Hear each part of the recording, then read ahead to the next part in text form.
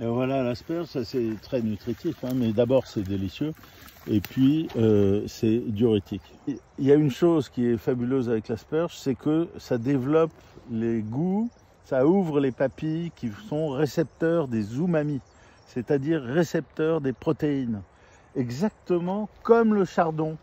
C'est-à-dire que là, on peut manger tout ça, toutes les parties un petit peu molles de l'asperge, les parties qui ne sont pas fibreuses.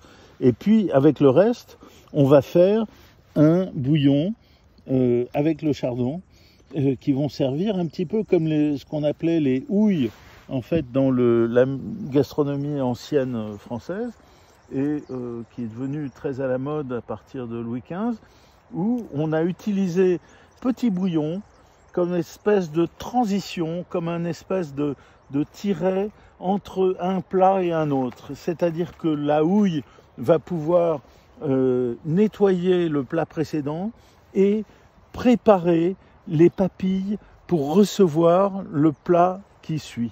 Et il y a une chose qui est très importante, c'est-à-dire que comme ce sont des plantes qui nous ouvrent les papilles, qui sont réceptrices des sucres, on devrait aussi utiliser ça en pâtisserie pour pouvoir diminuer le taux de sucre, le sucre que l'on met dans les gâteaux. Parce qu'en mettant du jus ou d'asperges, bon, l'asperge c'est nettement plus fort, goûteux et tout ça, mais le chardon c'est beaucoup plus discret. En mettant les jus ou les bouillons d'asperges et de chardon, eh bien, on peut diminuer les sucres que l'on met dans la pâtisserie, notamment.